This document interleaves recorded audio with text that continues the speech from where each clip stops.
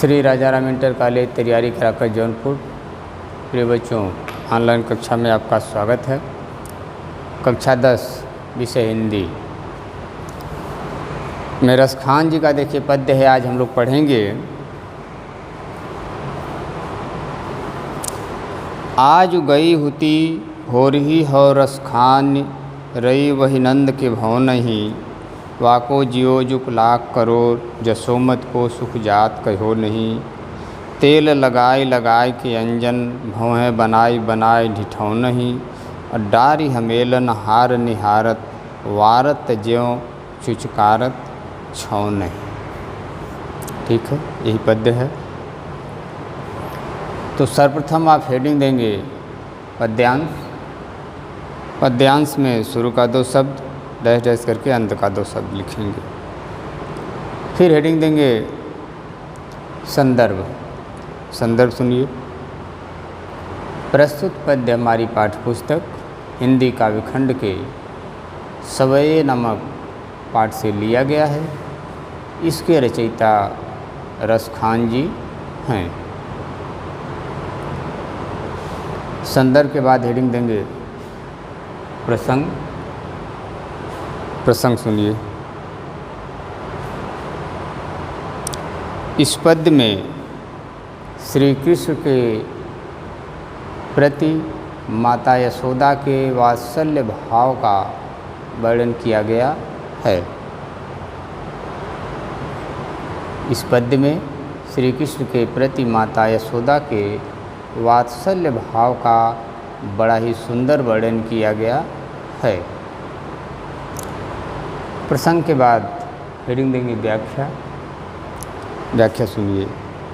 आज गई हुती भो रही हो रसखान, रही वही नंद के भव नहीं।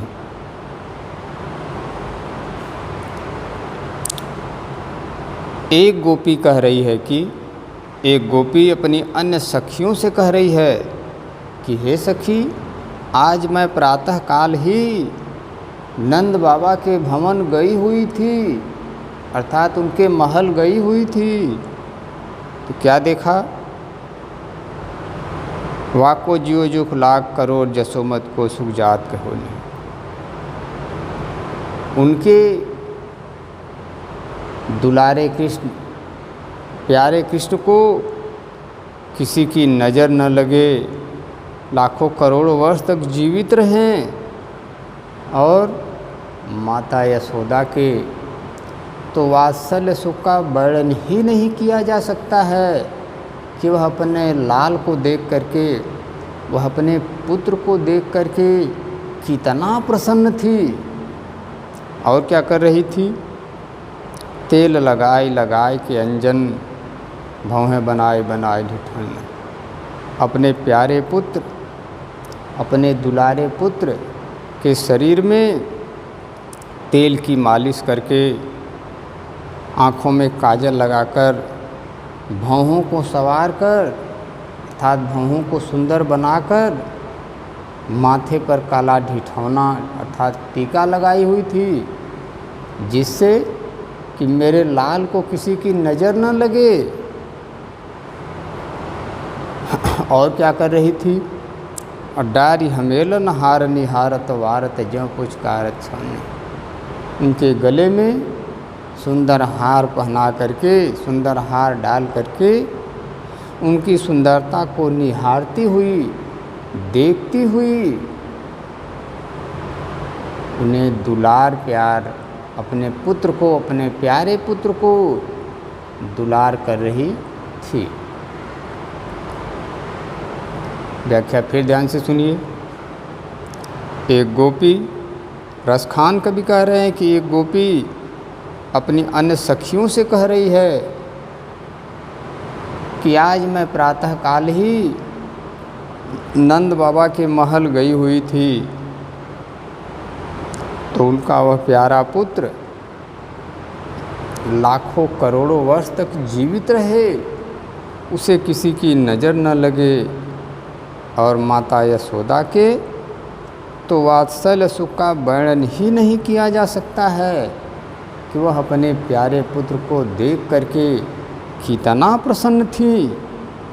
तेल लगाए लगाए के अंजन, अपने प्यारे पुत्र के शरीर में तेल की मालिश करके, आँखों में काजल लगाकर, बाहों को सवार करके, माथे पर काला ढिठौना अर्थात टीका लगाई हुई थी, जिससे कि मेरे लाल को, मेरे पुत्र को किसी की नज़र न लगे, तथा उनके गले में सुंदर हार पहना करके उनके सौंदर्य को अर्थात उनकी सुंदरता को देखती हुई उन्हें दुलार प्यार कर रही थी।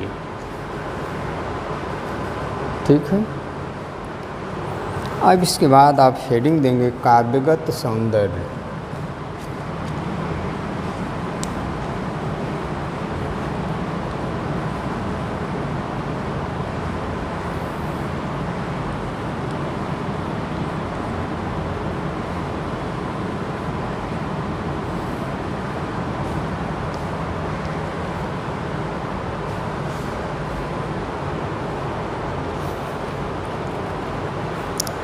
काव्यगत सौंदर्य ध्यान से सुनिए।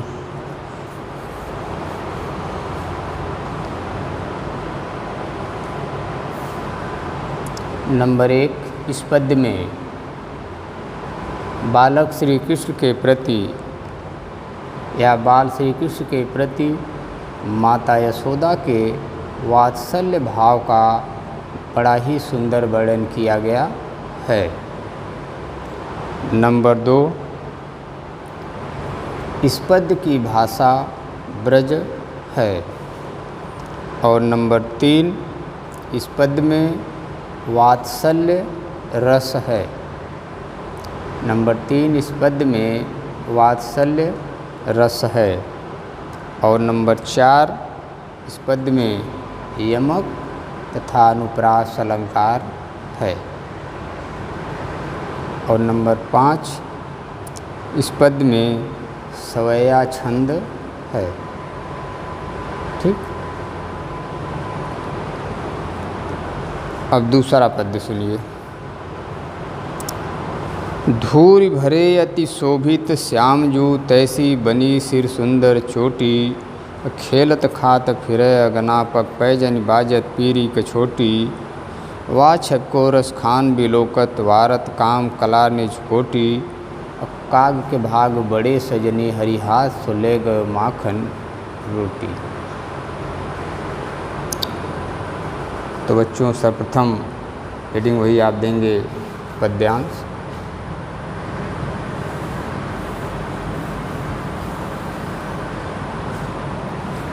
और पद्यांश में आप लिखेंगे धूरि भरे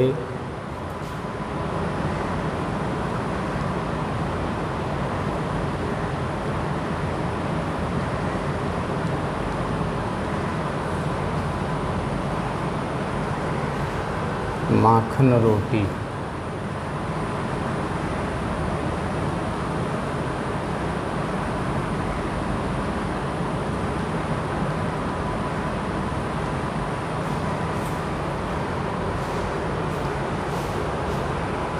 पद्यांश के बाद हेडिंग देंगे संदर्भ।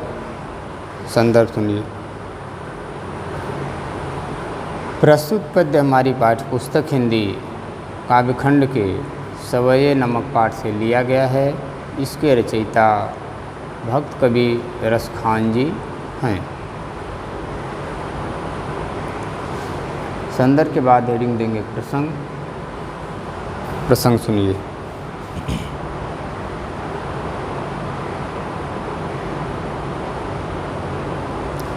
इस पद्य में श्री कृष्ण के बाल सौंदर्य का सुंदर वर्णन किया गया है।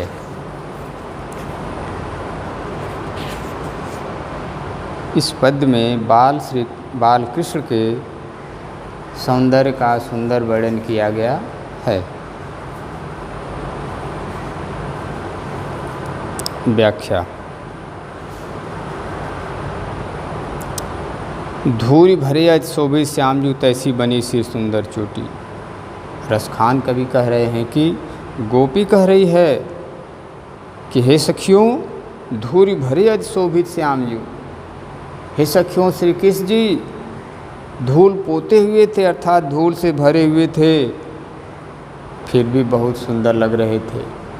तथा उनके सुंदरता के अनुरूप ही उनके सिर पर सुंदर चोटी भी बंधी हुई थी।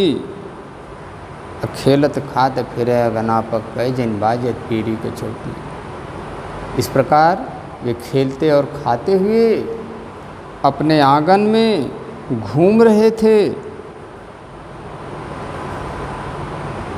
तथा उनके पैरों में नूपुर अर्थात पायल मधुर ध्वनि में बज रहे थे तथा उनके कमर में पीला वस्त्र सुशोभित हो रहा था।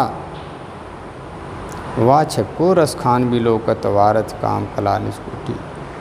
इस सुंदरता को देखकर तो ऐसा लग रहा था जैसे मानो कामदेव भी अपनी करोड़ों कलाओं को उनकी सुंदरता पर, बाल कृष्ण की सुंदरता पर न्यौछावर कर दे रहे हैं।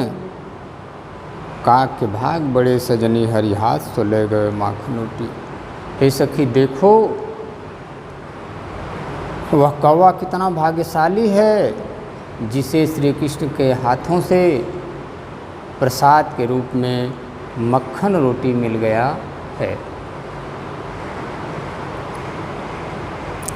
व्याख्या फिर ध्यान से सुनिए।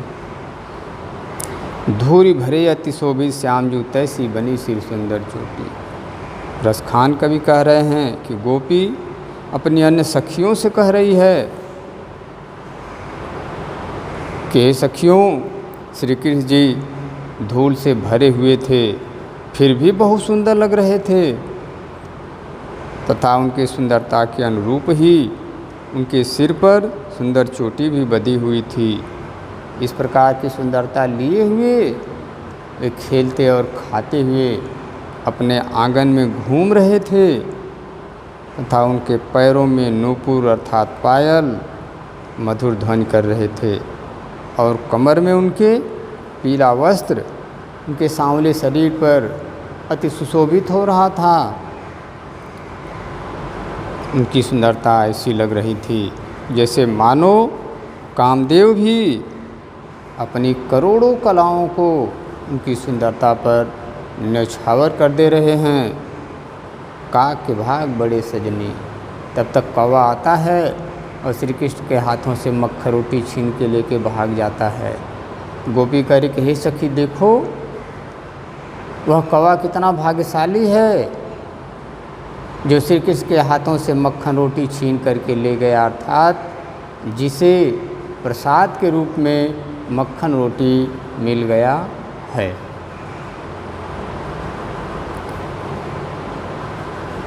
व्याख्या के बाद आप हेडिंग देंगे काव्यगत सौंदर्य। काव्यगत सौंदर्य ध्यान से सुनिए।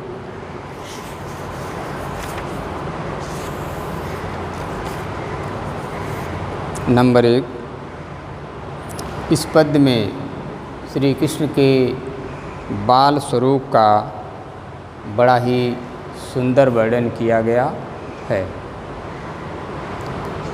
काव्यगत सौंदर्य में नंबर 1 में आप लिखेंगे कि इस पद्य में बाल कृष्ण के सौंदर्य का बड़ा ही सुंदर वर्णन किया गया है।